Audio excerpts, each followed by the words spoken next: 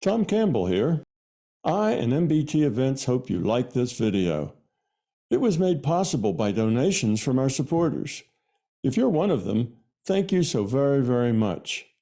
If you're new to MBT and find something of significant value in our videos, please consider supporting their production through our Patreon account or through a one-time donation.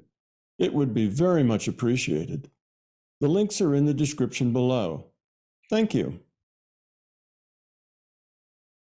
I would like to hear your comments on the sudden awakening experience of the famous spiritual teacher Eckhart Tolle, as recounted by himself. Can you share your comments on what happened to him and why? This is what he wrote in the book, The Power of Now. He wrote, "Until my 30th year, I lived in a state of almost continuous anxiety, interspersed with periods of suicidal depression. It feels now as if I'm talking about some past life or somebody else's life. One night, I woke up in the early hours with a feeling of absolute dread. I had woken up with such a feeling many times before, but this time it was more intense than it had ever been. Everything felt so alien, so hostile, and so utterly meaningless that it created in me a deep loathing of the world. The most loathsome thing of all, however, was my own existence. What was the point in continuing to live with this burden of misery? Why carry on with this continuous struggle? I could feel that a deep longing for annihilation, for non-existence, was now becoming much stronger than the instinctive desire to continue to live. I cannot live with myself any longer. This was the thought that kept repeating itself in my mind. Then suddenly I became aware of what a peculiar thought it was. Am I one or two? If I cannot live with myself, there must be two of me, the I and the self that I cannot live with. Maybe, I thought, only one of them is real. I was so stunned by this strange realization that my mind stopped. I was fully conscious, but there were no more thoughts. Then I felt drawn into what seemed like a vortex of energy. It was a slow movement at first, and then accelerated. I was gripped by an intense fear, and my body started to shake. I heard the words "resist nothing," as if spoken inside my chest. I could feel myself being sucked into a void. It felt as if the void was inside myself rather than outside. Suddenly, there was no more fear, and I let myself fall into that void. I have no recollection of what happened after that. I was awakened by the chirping of a bird outside the window. I had never heard such a sound before. My eyes were still closed, and I saw the image of a precious diamond. Yes, if a diamond could make a sound, this is what it would be like. I opened my eyes. The first light of dawn was filtering through the curtains.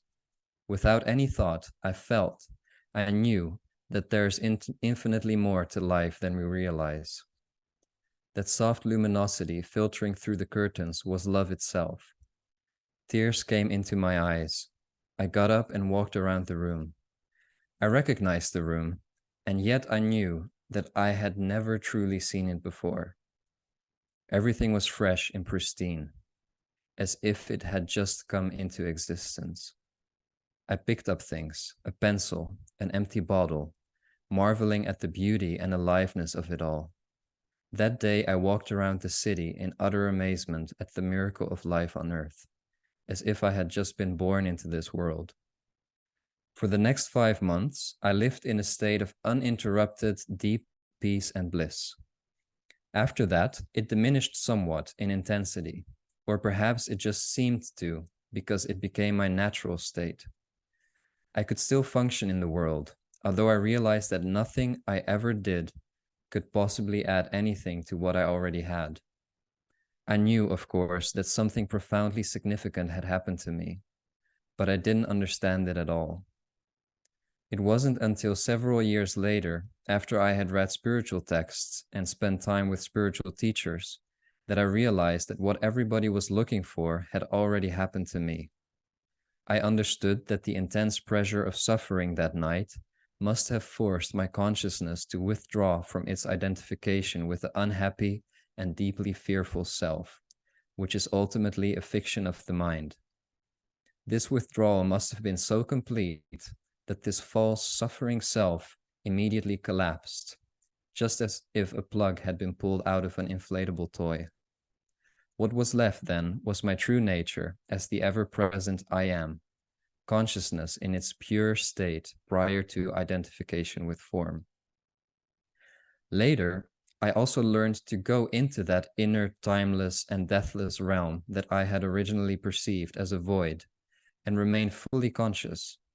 I dwelt in states of such undescribable bliss and sacredness that even the original experience I just described pales in comparison.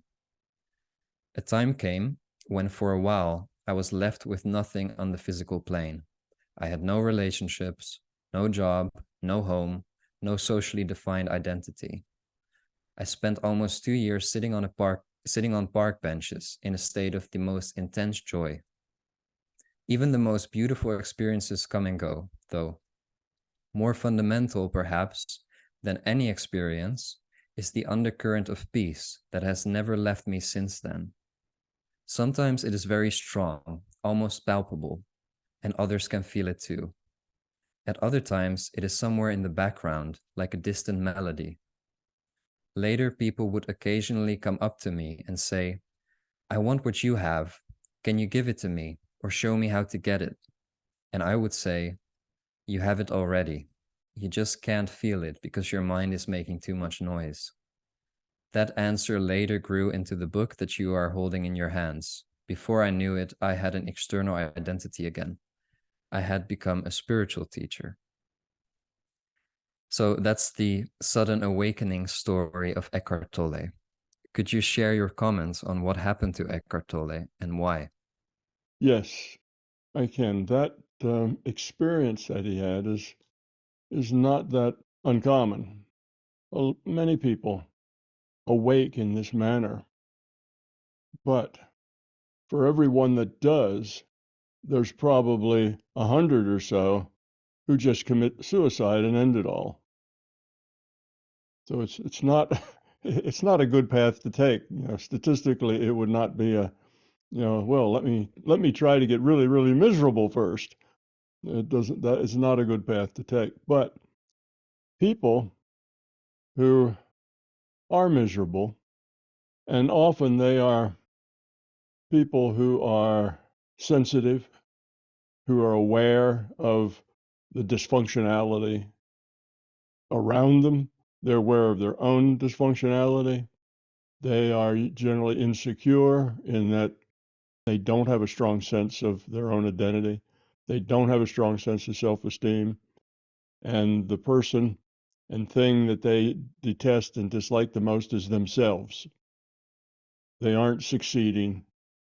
They don't have a girlfriend or a boyfriend. They don't have a good job. They just are failing in life. They don't have good relationships. They're lonely, and just everything in their life is failing. And when that happens, what people tend to do, because they're fearful to begin with, is they start to have self-pity. Woe is me. My life is terrible. It can't get any worse. And then, of course, it always does right after you say that.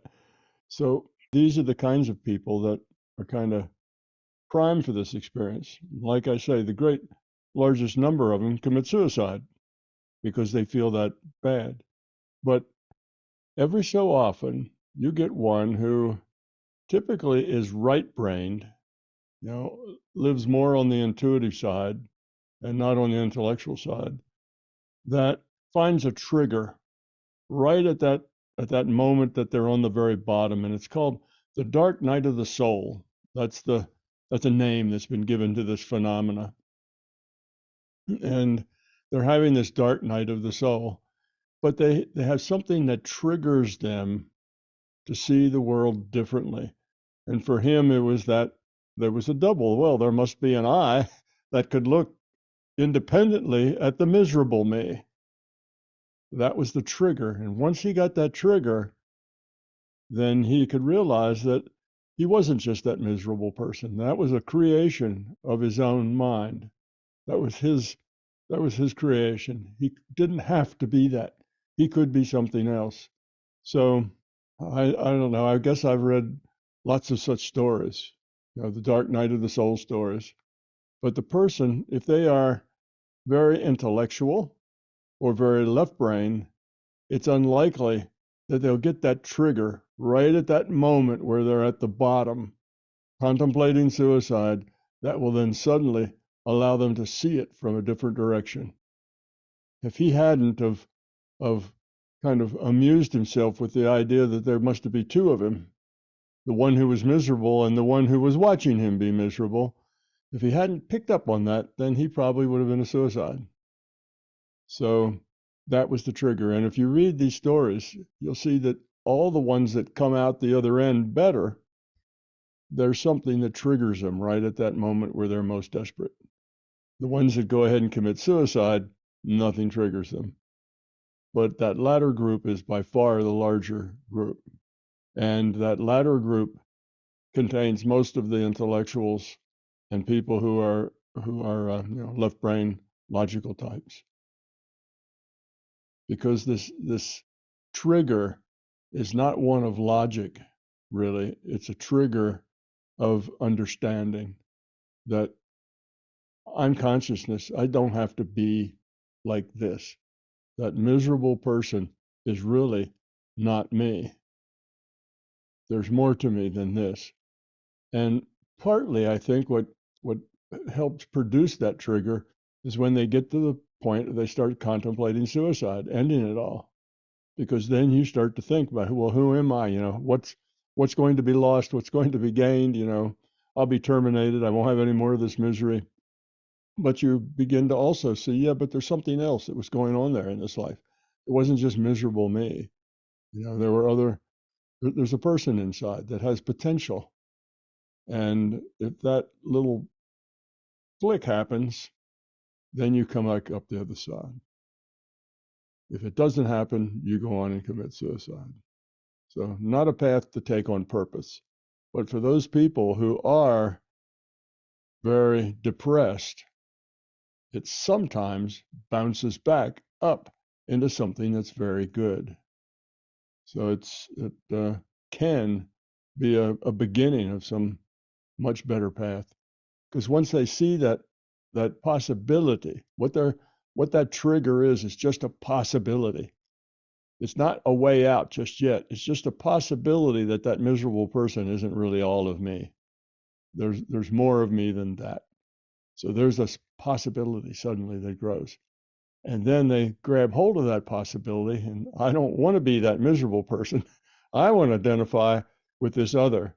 And when they do that, then they see that all the misery's gone. That other part of them is just their IUOC, you might say. That part of them that is their potential to be. The miserable person is what they've made of that potential up to that point. But they realize that potential can be developed at any time. All right, I've made a mess of developing my potential so far, but it's just potential. I can develop it differently. And then they give up. That old way is just gone. It's like that's stripped away. And then they go into this ecstasy experience where they see the beauty of everything. And that's partly the reason they do that is it's in direct contrast to the misery of everything. So they see the beauty of everything to about the same degree as they saw the terribleness of everything. It's almost like an equal switch. So as much as they thought everything was awful, that's how much they see that everything is wonderful. And instead of seeing all the dysfunction that we create, they see all the possibilities that we have to be otherwise. So that's really what was going on. Happens to probably, I don't know, a third of the people who end up being spiritual teachers. There's not that many spiritual teachers around. It's not like, the 1 in every 20 people or something. It's probably 1 in every, 1,000, 5,000, 10,000, I don't know, but it's not a very large number. But a fair number of them do bounce back up. Now, they all don't become Eckhart Tolles. Eckhart Tolle became the way he was because of the situation he was in. Typically, they come back up, realize that their potential can be developed in other ways. It doesn't have to be developed toward the dark side. It can be developed toward the light side. They're just potential. Which was that potential was the other eye that he saw there. But typically, they have husbands or wives, they have children, they may have a job that they're just kind of going through the motions, but at least it's a job. They have some connections to life. And when they do, then they generally don't end up being a spiritual teacher. They end up getting it all back together, starting to like themselves better since they reject that person that they were. They start developing their potential. And they may write a book, they may do this and that, but they don't really become an Eckhart Tolle. He's not just a spiritual teacher, but he's well known by probably hundreds of millions of people. He's exceptional in that way. Well, he was exceptional in that way because what did he said that for months he was just in a state of bliss. Well, that was just him not being miserable. He was in a state of misery before, and now he was experiencing not being miserable. So he was in that state of bliss. Everything was wonderful. Everything was happy. Everything was possible. And he was just basking in that wonderfulness that he found. He could see his potential.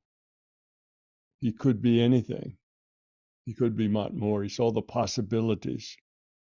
So that's what he did for months and months, was just to, it's kind of like, re-energizing yourself. So he had to experience almost as much positive bliss and positive things to counterweight and finally cut away all the negative stuff. So that took months. And that's all he did for months, was just to experience that positive. And that allowed him to just drop the negative, because it wasn't just a momentary thing and he was going to go back to being depressed the next week.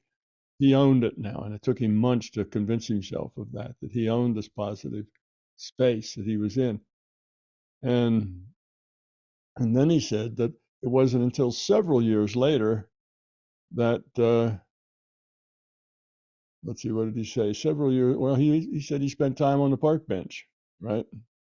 And he didn't have a job. He didn't have a family. He didn't have anything else. So that's what allowed him then just to concentrate on his spiritual being. So he did that for years. So it wasn't sudden. A lot of people think that, oh, the dark night of the soul, you go down to the bottom and suddenly you're a master. You awake and everything is clear and perfect. But it doesn't work like that. You go down and you hit the bottom, but you see another possibility. You see potential that you didn't realize you had.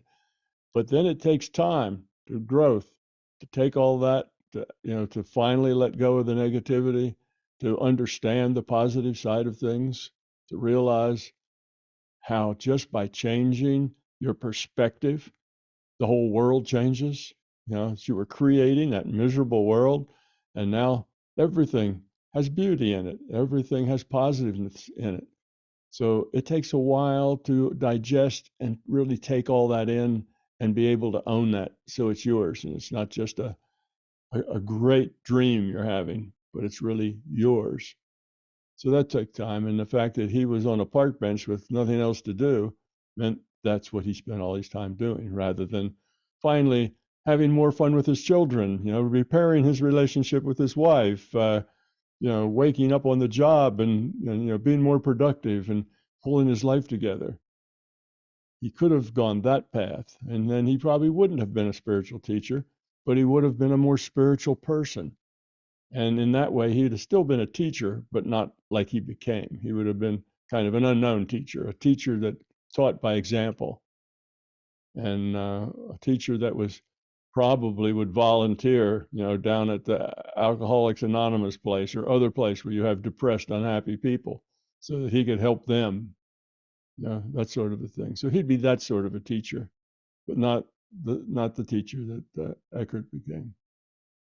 So it doesn't just suddenly translate them into a wise and knowledgeable person. It sets them on a path that takes them that way. And if they have enough time and are not connected with other things they have to do, like children and wives and jobs, then they end up more like Eckhart Tolle or those who make spirituality their life. You know, the teaching and understanding and so on they write books. First book is the turnaround book, what happened to me.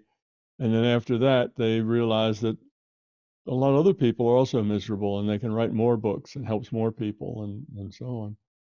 So that's Eckhart Tolle. But if you went through the fairly well-known spiritual teachers, you'd probably find a significant minority of them have a similar story, because it's not that many people who just decide that they'll just put more time into the spiritual side of life just because that's what they feel like doing. That doesn't occur that often. There has to be something that bumps you into that direction if you take it more seriously than just a personal thing. If you take it to a point where you become nationally known or internationally known, then that's exceptional. So I think that's what's going on. Very typical story. Very typical story. The guy who, what is it, Conversations with God. He wrote that book. It was the same thing. He was down, he was out, he was a bum living in the park, someplace.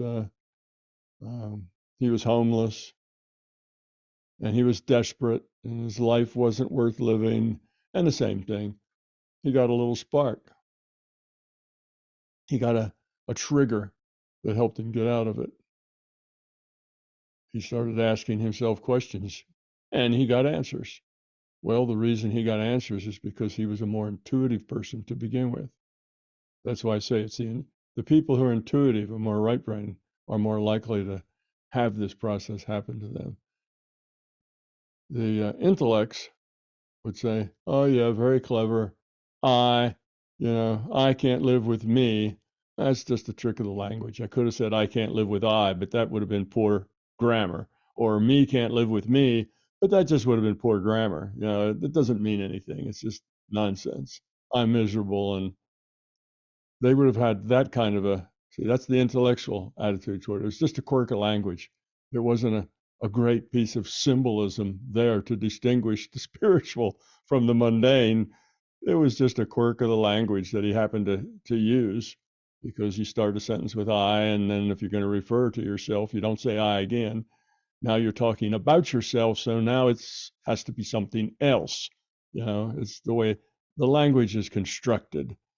So anyhow, it doesn't matter where the trigger comes from, but an intellectual would not have been able to hang on to that trigger because they would have disowned it as being meaningful. A right brain person sees it, gets kind of the symbolic meaning, not the logical meaning, but the symbolic meaning of that. And then he interpreted it in a way that saved him.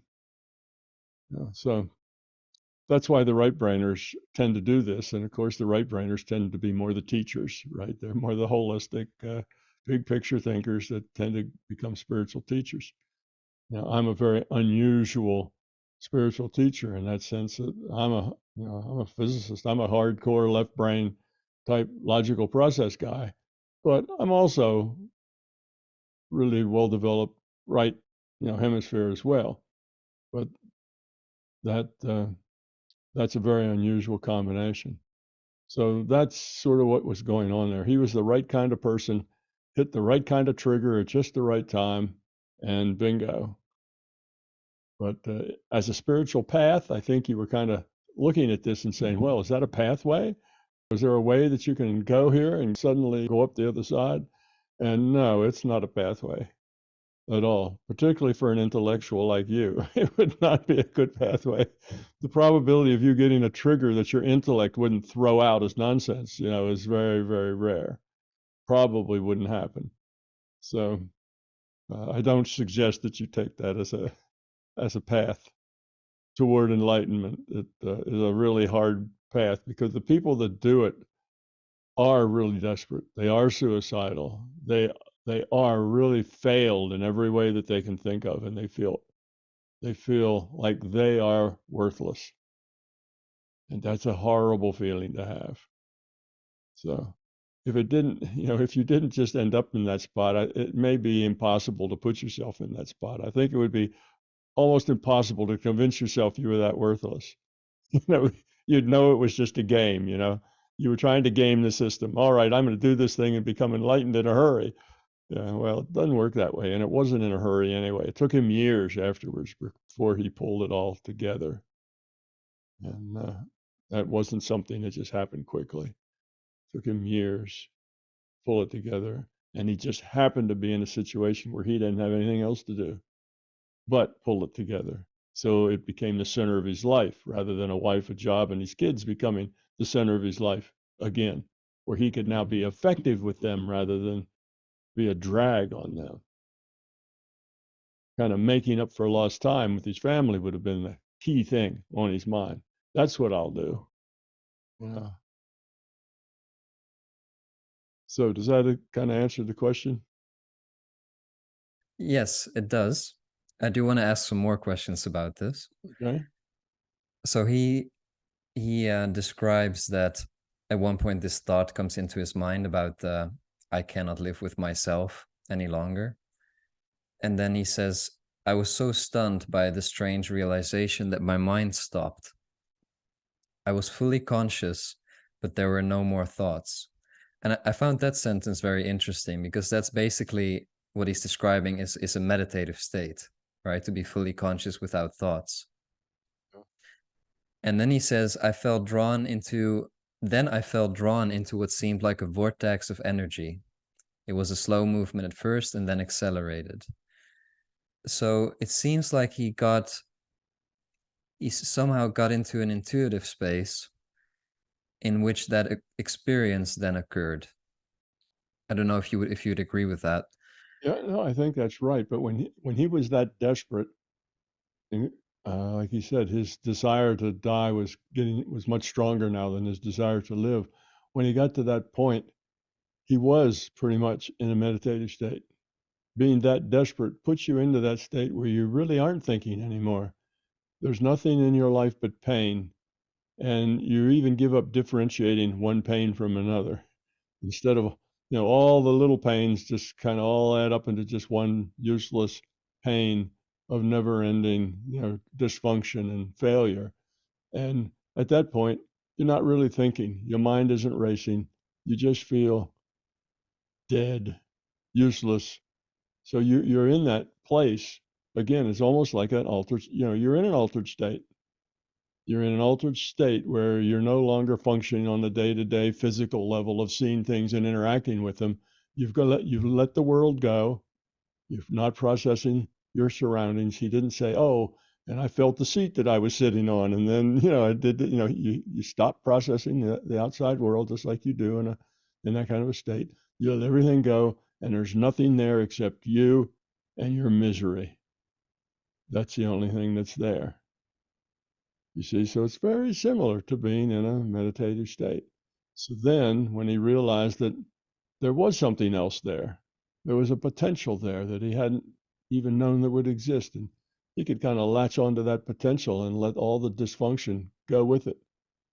And when he did, in his own mind, he was disassociating himself from the dysfunction of himself.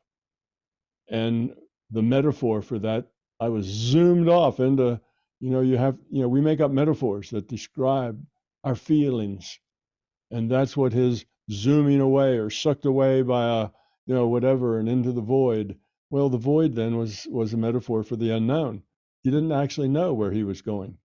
He just knew that there was a potential there that he had latched onto, and he was going to explore it.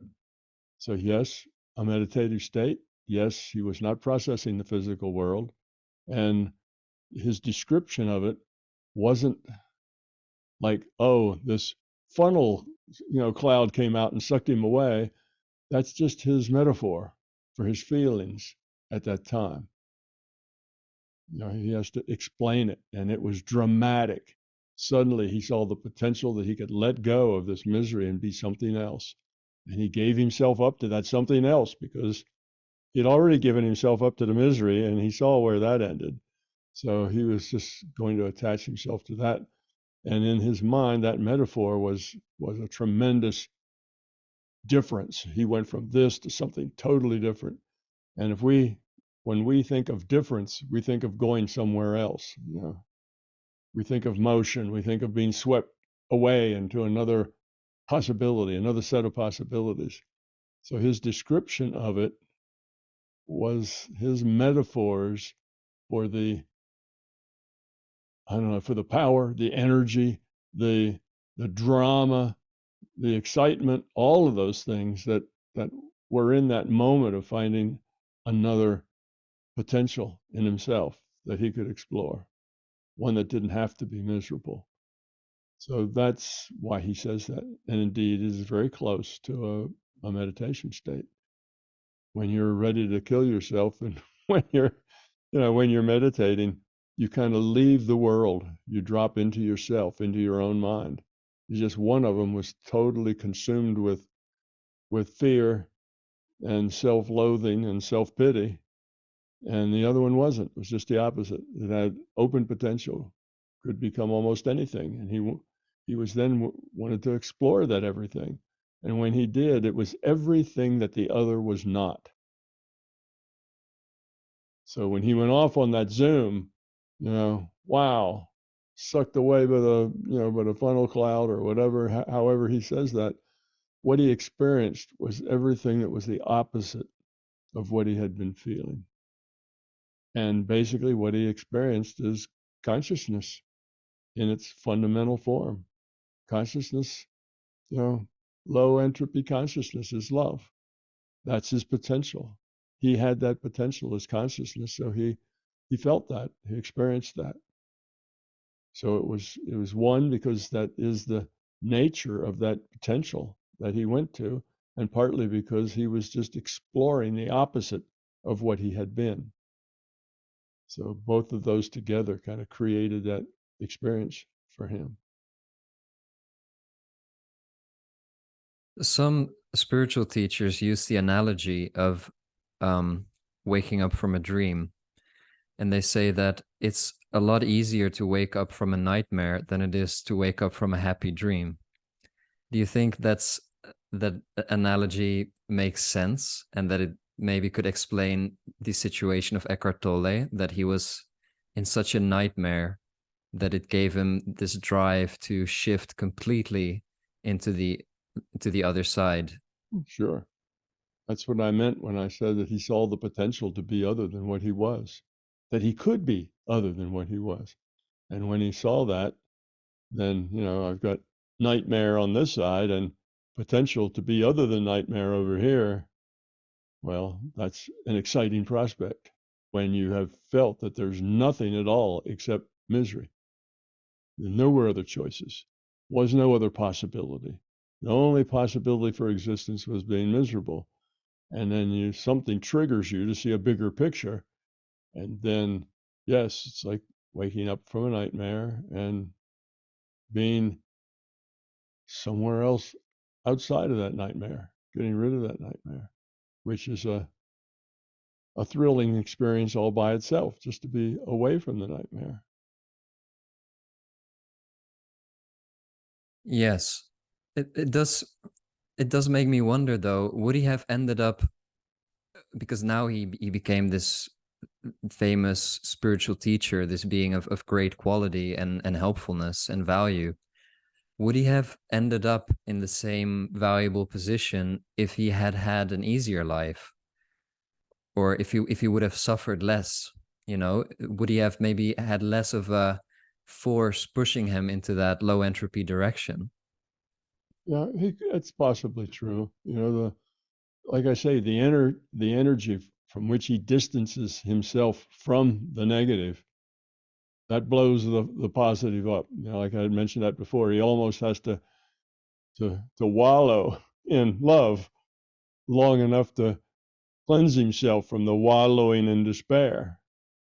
for a while. So that's why months went by, and that's all he could accomplish.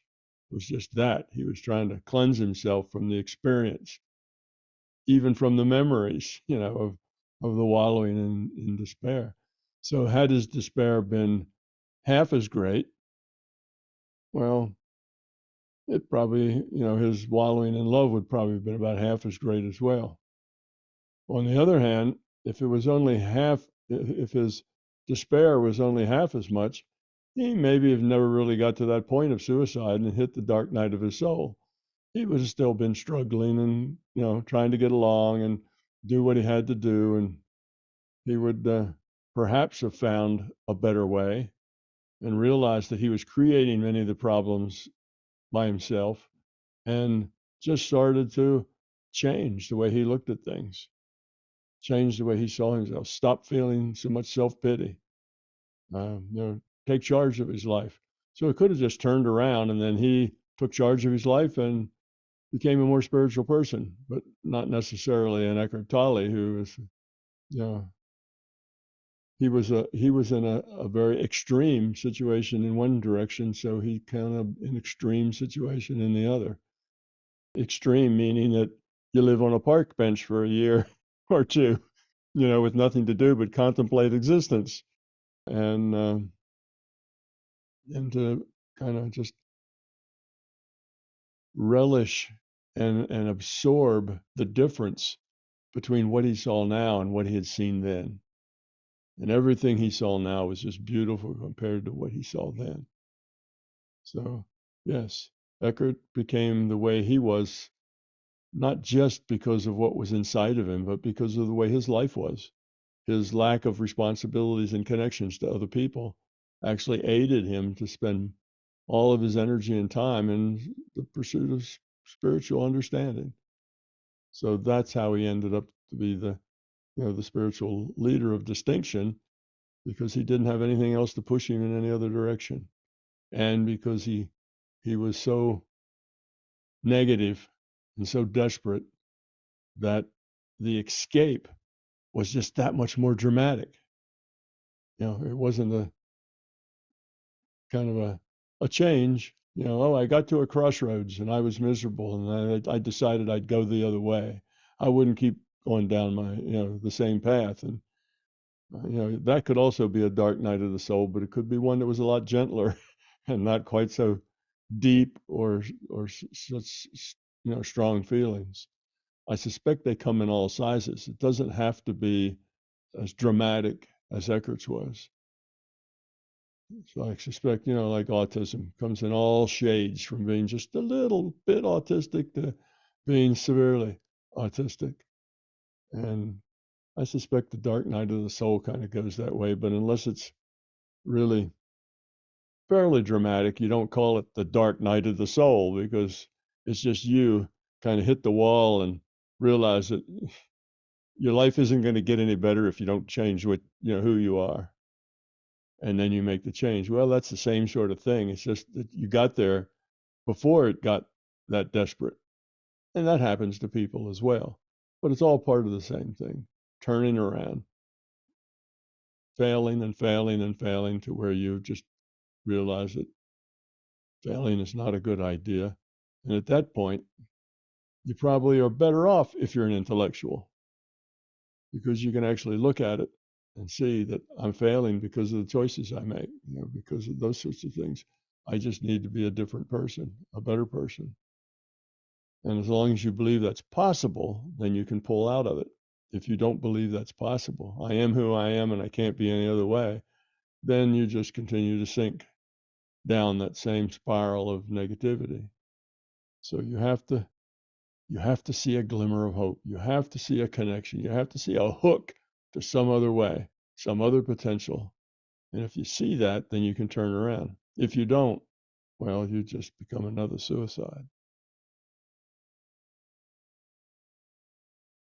One thing that I struggle to reconcile in this story is that the way I understand it, and the way you speak about spiritual evolution, it's something that occurs over many lifetimes, maybe hundreds or thousands.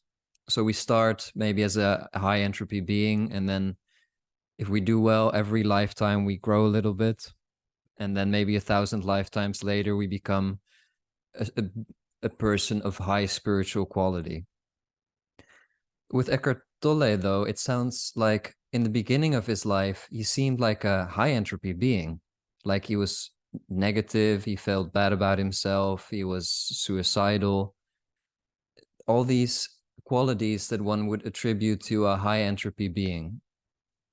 And then this thing happened and he shifted. And if you look at him now, you see, like, I just feel like, wow, this is a being of incredible spiritual quality who must have been like a Buddha in his past life as well. You know, that's how he comes across now. So how does that go together with the story of this gradual evolution over many, many lifetimes? Well, it could be several things. It could just be, that he's a 10 sigma kind of guy. He's that, for those of you not technical in the math world, that's 10 standard deviations beyond, what's normal or what's average, which means he's just very unusual. A lot of things that happen in the world kind of follow statistics and probability. And though you have the great majority in the fat part of the curve at the center, that's where most of us live there. There's some that are going to be out there at just 2 sigma or 5 sigma, or some will be out there at 20 sigma, where it's, one in a billion that they would end up, like that. So that happens every once in a while. So one would just be statistics. Strange things just happen sometimes. So he could be that. But what's more likely is that he had grown. He had grown up and he had made a fair amount of spiritual progress in his other lifetimes. And he'd worked himself up to a point where he kind of got to where the road turned into a Y. He had to make some choices. Maybe he got a strong lesson, some kind of a challenge that was strong, and he made some poor choices. And then he started going downhill. And, once you get on that slippery slope, sometimes it just keeps getting worse and worse. So as you make bad choices, that makes it easier to make more bad choices. It makes it easier, and you can just go down that spiral until you hit the bottom. And it's more likely that that's the path rather than just being a 10 sigma kind of person. Because the way he was able to grab that trigger and see it as a potential tells me that he already was aware of the potential within himself from other lifetimes.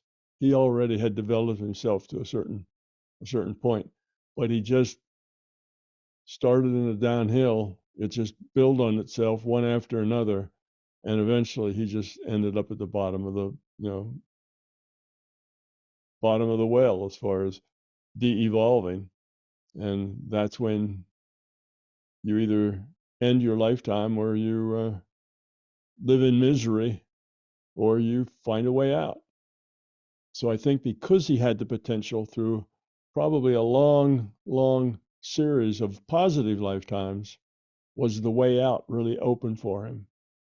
I think a person who really had a very high entropy would never have seen that, oh, there's another I in there, and I don't have to be that. I can be something else. I have more potential than that. Well, he earned that thought. That thought is the thought that saved him. But that thought just didn't come from nowhere. He had earned that perspective that there is a potential and that you could do better and that you have free will and that, it's not that you are destined to fail. You have other possibilities. So that knowledge came and he grabbed it and went with it. So I'd say that tells me that he had developed to a pretty reasonable quality of consciousness, probably a little better than average. And then he started going the other way and got somehow twisted up into self-pity and just kept on sliding down that hill. He didn't happen to bump into anybody or any situation that got him out of it. So he just kept descending and descending, where many people who get into that downward spiral will go only so far, and after that, they have other things that pull them out of it. Again, they have wives and children or husbands and families and so on, and they see the value there. And they know in some part of them that they're loved there and that they're valued there. And that kind of a connection will pull them out of it. They'll suddenly decide they don't want to be alcoholics anymore. They're wasting their life and they're damaging their families. So they just want to quit. Well, that doesn't come from somebody who's really high entropy. That comes from somebody who has gained some spiritual quality along the line, but then has de-evolved for a while until they get themselves out of it. So I think that's what's really going on there. They didn't start out high entropy. Oh, he was acting like very high entropy because he was so miserable and full of fear.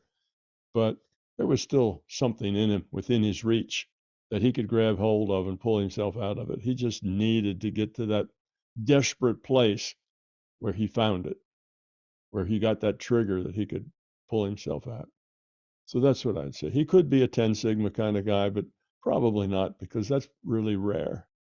And like I say, you probably find about 30% of the spiritual healers have had this dark night of the soul experience. It's pretty common. So if it was that common, it's not going to be a 1 in a billion or even a 10 Sigma. It happens more often than that. So I think these people have done well enough that they can, when we're at the very bottom of their desperation, they find that little sliver that they can grab hold of that lets them change things. And it's so dramatic that it not only changes their perspective, but it gives them a whole new focus on life, particularly if they didn't have any focus to start with. They didn't have jobs and families and children and other things to focus on. So, Do you think some outside force may have been a factor in this, like LCS giving him a push, or that experience of being sucked into that void? Or I think at one point he mentioned that he heard a voice that said resist nothing when he was being pulled into that vortex of energy, and he was crippled by intense fear. yeah, He said he heard the words. I suspect the LCS was involved in that. It probably was aware. Here's a guy, he was doing pretty well. Then he made some bad choices. Then he worked himself down into the bottom of the pit of despair. And he just needed a little kick in the pants to get him going again, in a different direction. But it's a matter of timing. Had the system said, a week earlier, you need to get yourself together, guy, and turn around, he would have thought, oh, that's impossible. I'm so lost. I'm so awful. I'm so much of nothing. I can never do that. You see, he would have been that way. He still would have been wrapped up in his self-pity. But you wait to the moment to where he's let all that go. Yes, he's in this meditation moment. He's given up everything. He's given up the desire to live, and he's suspended. He's not really a part of this world anymore. He's let that go too.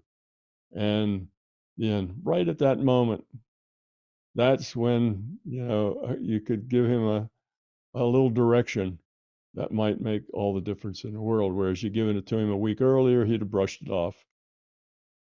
People who are depressed are like that. You can go to a depressed person and say, well, your life's not all bad. Look, it's wintertime and you're living in a warm house.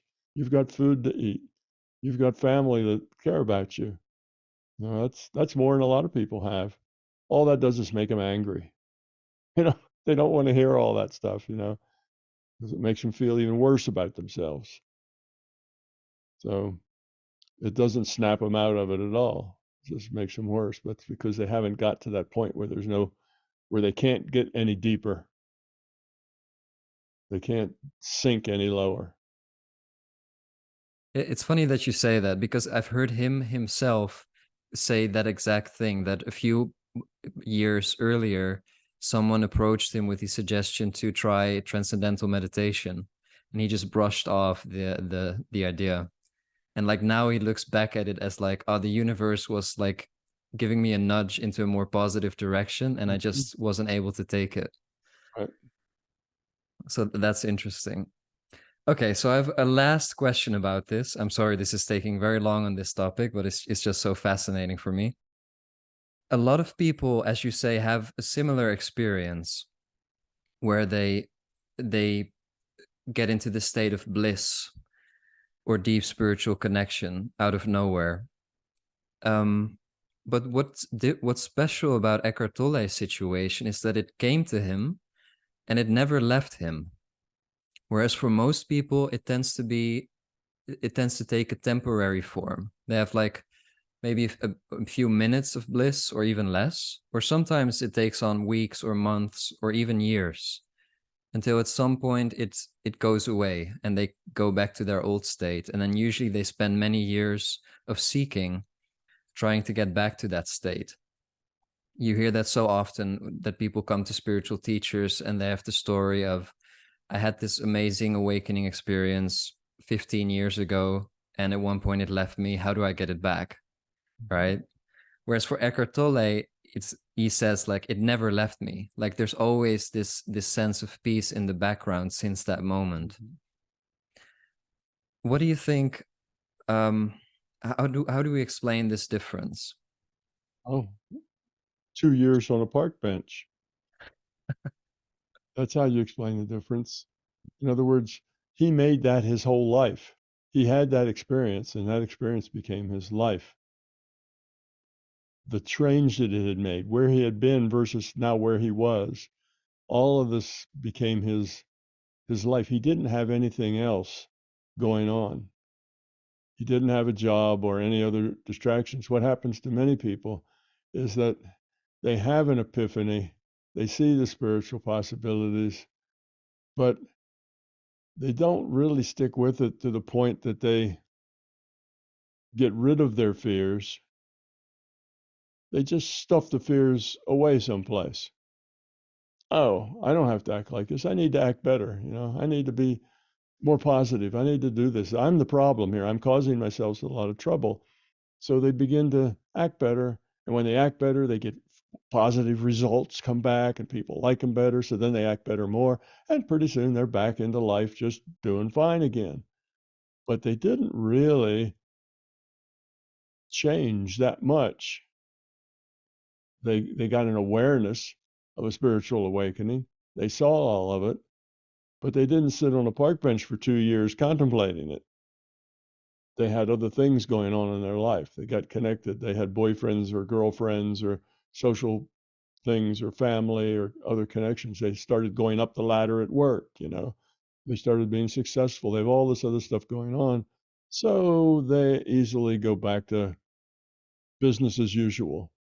It's just like you've experienced probably and everybody else has experienced. You go to some retreat or some spiritual experience and you spend 10 days meditating in a cave, you do some sort of thing, and you come out of that a different person. You feel different, you feel lighter, you feel better, life is good. You look around and you feel love for all the trees and bushes and people and the sunlight, and just everything feels really good, and you're light and airy and you have this sense of spiritual quality. And then the retreat's over and you go home. You get up the next morning at 6 o'clock, get ready, go to work, and about a month later you're right back where you were before. Okay, well, what you're missing is 2 years on a park bench before you go back to work and back into that old life where you don't do anything other than contemplate, you know, you, your nature as a spiritual being, the how it is you got going down that dark path, and how you got out of it. What's it mean? So you just spend your time in spiritual concerns. That's the difference. So if you right away kind of go back into your life, then you have a tendency not to really do the hard work of getting rid of that fear. I mean, he not only had the 2 years on the park bench or whatever, but he had the months and months afterwards where he would just sit in his room and be amazed at how wonderful everything was compared to the way it used to be, and so on. So he had a lot of time. He had years and years to contemplate this without going back into business as usual. He didn't have any business as usual. So that's what's made the difference. For most people, it's not so much their failure to continue on the path as it is they just get pulled back into everyday life. And that everyday life consumes them, and pretty soon they're pretty much back the way they were. And then eventually they make some of the same bad choices again. It's good for a little while. Then they start making some of the bad choices again, and then, now they're going down the negative side again. So there are people that go through 4 or 5 of those kind of ups and downs, and reborn and gone bad again, and reborn and gone bad again. They just don't put they're not that, their intent is not that focused on the spiritual growth. They attain some spiritual growth and then they let it go. Well, they never actually got rid of the fear. They just reduced it, or they just stuffed it away where they couldn't see it, or maybe they cut it in half. Maybe they got rid of some of it, but they didn't actually get rid of it, and it all grows back if you don't get rid of it. So something like that is what's going on. Eckhart Tolle didn't have any of that stuff, so he stayed focused, intent on where he was going and what it all meant, trying to make sense of his life. How did it happen? Why did it happen? And he started observing other people, and he'd see other people, and he'd see they were in cycles similar to his, and then he could understand himself better and them. And 3, 4, 5 years later, he's understood a whole lot, and he's committed himself to it, and he's gotten rid of those fears, not just held them at bay, not just stuffed them under the rug, but he's gotten rid of them. Well, that's hard work. That takes time and focus and intent. So if you have that intention and you spend 10 days in a retreat, and that intention is strong for 10 days, well, you make a lot of progress. And then you go back to work. Go back to family, go back to your kids, go back to having a hard time paying the bills, go back to struggle, and go back to fighting with your girlfriend or your boyfriend. Struggles happen, and you kind of go right back to the way you were. Life as usual swallows you again because you didn't really follow through on a good start, but you didn't have the follow through to actually get rid of the fear, just to push it far enough away that it didn't bother you for a while.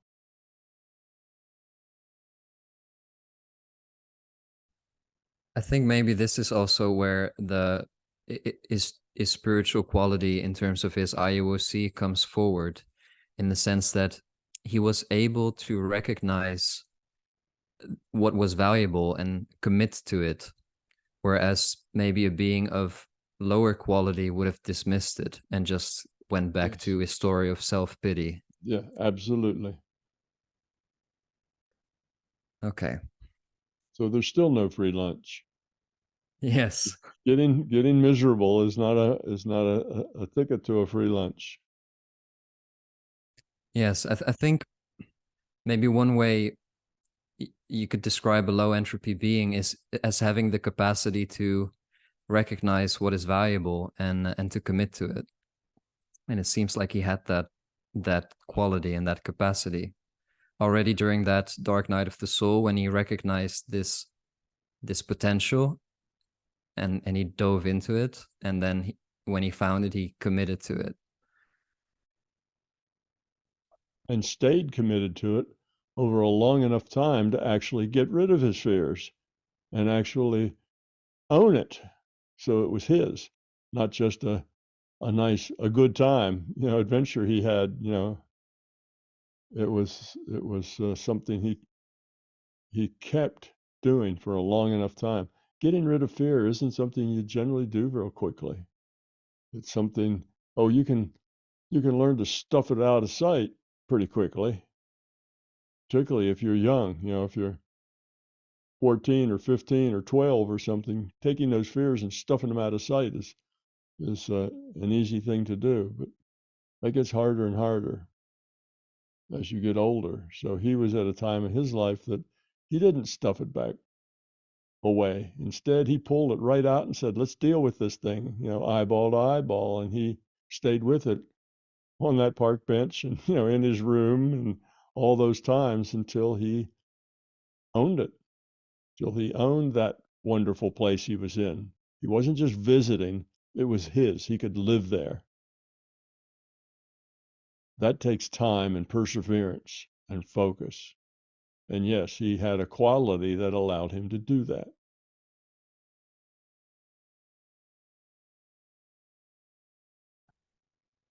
You speak of spiritual evolution sometimes in terms of three different paths that we can take.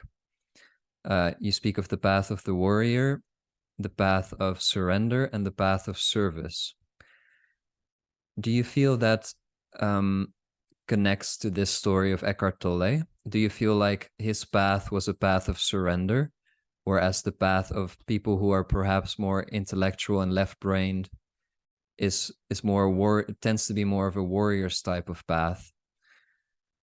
And maybe the warrior path is characterized as being more slow and gradual over a longer term, whereas the path of surrender can be more instant, or maybe instant is not the right word, but more drastic, in that at one point, maybe you take many years to get to the point of surrender, but when you do, you really go deep. I don't know, does that any way sound accurate to you? Well, sometimes that's true. The warrior's path is generally a slower path, but sometimes the path of surrender is even slower still, and that you never get there. The difficulty with the path of surrender is you may make that commitment, just as a lot of people do on the dark night of the soul, but then you go back to life as usual, and that commitment slides away. So you can do that on the path of surrender very easily.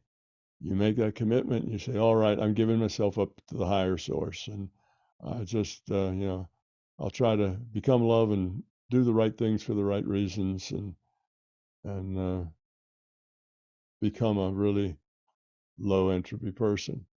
And you kind of commit yourself to that, doing that, being that. Well, life has a way of coming in and grabbing your attention and taking you off in other directions. So what people do who want to surrender, they typically go to a monastery or someplace where the life isn't going to put out the big hook and pull them off the stage. It's going to be a life where surrender is like the only choice. But then they get in that monastery and they find out in the monastery there's all kinds of ego games going on. Some people are are better than others. Some people have high esteem. Some people have low esteem. Sometimes they just give you all the dirty work because you're the new guy, that sort of thing. And all that's good for to get rid of your ego. We do that on purpose. It's all about you. And you find out, well, that's not really true.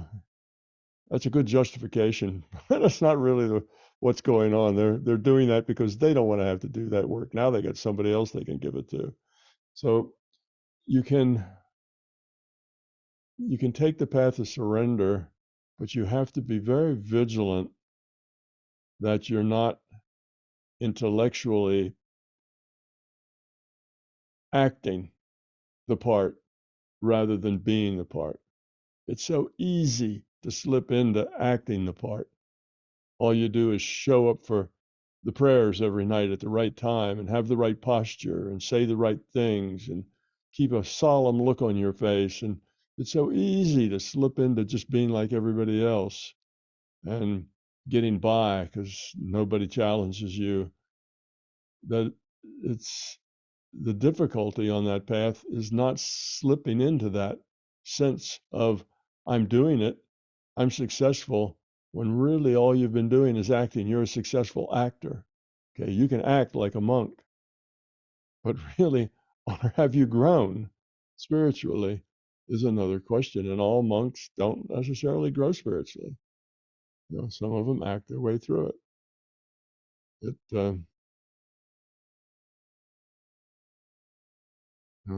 That's a tough one. Whereas if you take the warrior's path, then you're constantly assessing yourself all the time. Am I doing this? Is this for real? Am I acting, or is this really at my being level? You're always questioning yourself. That's what the warrior's path means. You kind of fight your way up with your intellect is engaged all the time, with you having to get rid of your ego and your fear and your beliefs. Oh, that's a belief. I don't necessarily know that's true. Why do I feel that way? I got to get rid of that. That's just, a prejudice that I have about the way the world should be. I should just let people be however they are.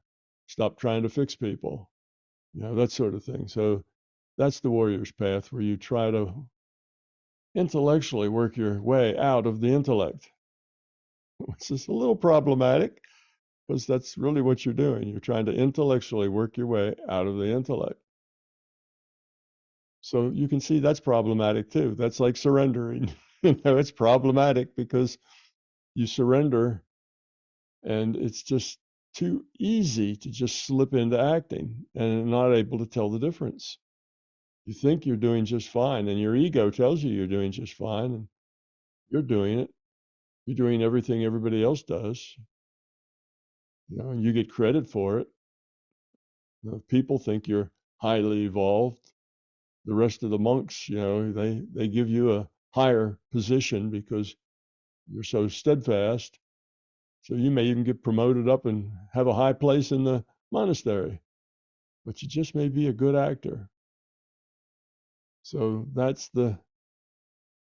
all of these paths have a slippery slope that it's easy to slide down. So I don't think any of them are that easy in the long run.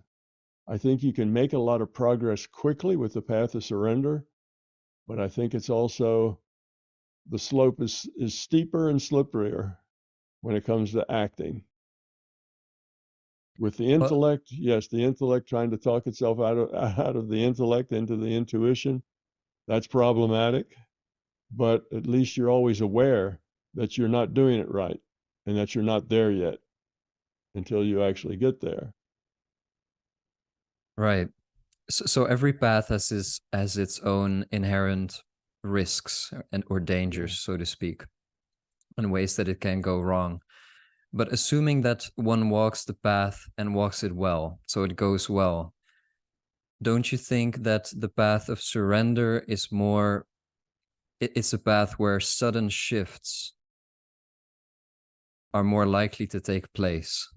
Whereas if one walks the path of the warrior successfully, it's more of a gradual evolution over time. Whereas the path of surrender is it's like a drop into the being level.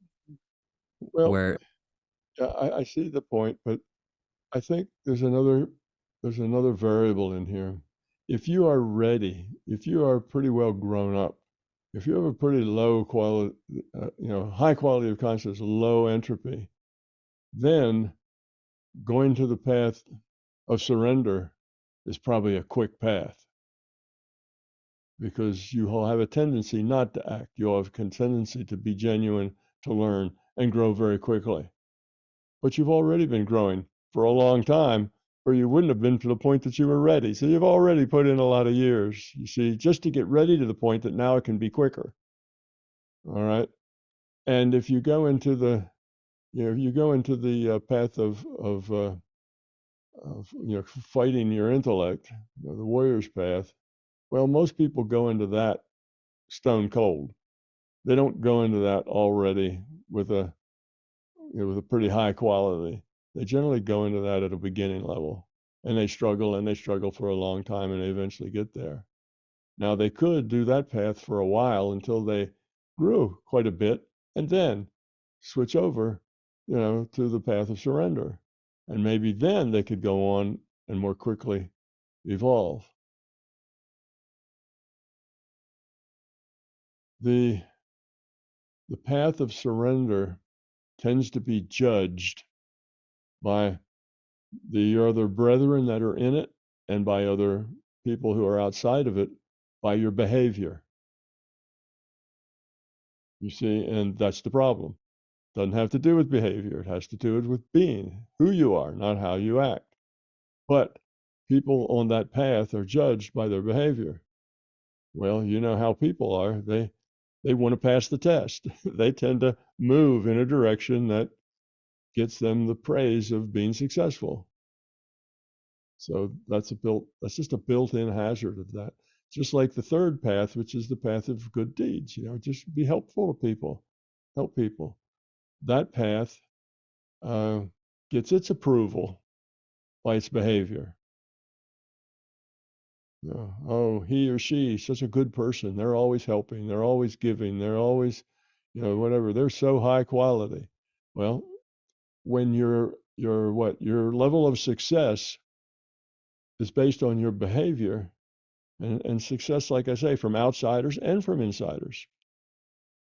Even in the temple where you're a monk or an acolyte or something, you still get judged on your behavior, how serious you are, how seriously you take everything, how well you answer their questions, how hard you try, all of that. But all of that can be acting. So that's the problem. Whereas on the warrior's path, you start with the understanding that you're probably acting. That's what you're doing. You're acting. You're trying to act better, and you need to learn to be better because that's part of the struggle. And you're aware of it, and you don't get a whole lot of rewards just for acting better. That's not because you're not doing things like going to prayers on times or helping people. It's not about what you do. In the warrior's path, it's more about what you are. The path is not about doing stuff. Helping others is a doing thing. Becoming a monk or becoming, it's about going through the motions, living that life, wearing those clothes, going through all the ceremonies and doing all the chants and all the prayers and sitting still, in the meditation, not complaining. That's what you do there. You act like a monk, or you act like a saint and help people. So it's very doing based, which is its downfall. So I'd say they're all just different paths, and you shouldn't feel like you have to pick one and stick with it. You can go from one to the other at different times. But yes, to answer your question, if you were already a pretty highly evolved person, you probably could go into the path of surrender and grow very quickly, because you would be aware of it. You've learned already a lot. You'd be aware of the fact that you don't want to, this can't just be going through the motions. You have to really be it, and then you'd probably learn. So that would be quick. On the other hand, if you were that well developed, you probably could do real well on any of the paths. None of them would really hold you back any. You could do really well on any path. And the point is, you got to get to that point first, and that takes time. So they all have a slippery slope that's part of that process. The slippery slope with the warrior is that you'll give up. You won't see results for a long time because you look at results and you don't see that you're necessarily that much different 5 years later. Not all that much different. You don't see it in yourself. And you're thinking you're not doing anything. Well, it takes a long time. You can't just look at yourself and judge yourself that way. You need to look at yourself and say, well, how was I 5 years ago? What were my attitudes then? Is there any difference? And if the answer is, well, not much, then ask it again when it's 10 years ago. And looking backwards, you'll probably see the difference. Yeah, it's subtle because it's a being level thing. It's not behavior, it's being. But if you look back 10 years and say, what kind of person was I? What was I doing? What interested me? What was important to me? And how am I now? What's important to me? What's significant? You can see in 10 years a lot of improvement. Most people would if they were really on a path trying to grow. In 10 years, you should improve quite a bit. 1 year, you probably never notice it. Even 3 or 4 years, you might not notice it. So you have to think the long term. The long term, it's, when you're on the warrior's path, you don't have the same kind of push to stay engaged. If what you do is services, well, that's what you do. You go around helping people. Well, that's your work. That's what you do. You do it all the time. When you're on the surrender, well, you give yourself up to maybe you join a monastery or something. Well, that's your life now. When it's the surrender path, your life doesn't change. You keep on doing the same. You have the same job. You have the same wife. You have the same kids. You have the same relatives. You may change your friends, but you have a lot of things that don't change. And not letting that life just kind of suck you in and forget about your spiritual practices and growth is a hazard. That's probably the biggest hazard in the warrior's path, is that you'll neglect it because the path itself doesn't put you in a special situation of doing. Your situation of doing really doesn't change any. You just have to change yourself on the inside. Or if you're a monk, then meditation is part of your life every day, on time, for as long as it takes. And if you're in the job of being helpful, well, that's your job. Being helpful. You're caring for people, taking care of the sick. You volunteer at this or that. You get hired as a person that is helpful. So it kind of engages you in your spiritual activity, whereas the warrior's path does not necessarily engage you. It lets you stay engaged with the world however you are. And that makes it a little more difficult. So they're all difficult in their own way.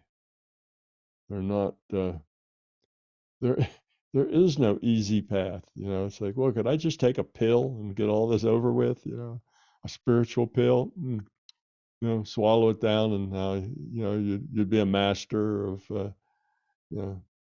spirituality. It doesn't work like that. You just have to do the work, and there's different methods to do that, and none of them are a shoe-in. They all take effort. It has more to do with your personality. I suspect that if you are a left brain, logical, organized kind of person, you'd probably find the path of surrender to be more challenging than if you were a very right brain person. It would be harder to do. A right brain person could put themselves in that altered state and sit there for 6 hours. A left brain person has a hard time with that. After about 2 or 3 hours, their mind starts, solving other kinds of problems and doing other things because that's the way they are. They're thinkers. They're problem solvers. And just sitting and being is not a natural part of the way they work. So it's just harder to do that. So it's different paths for different people at different times.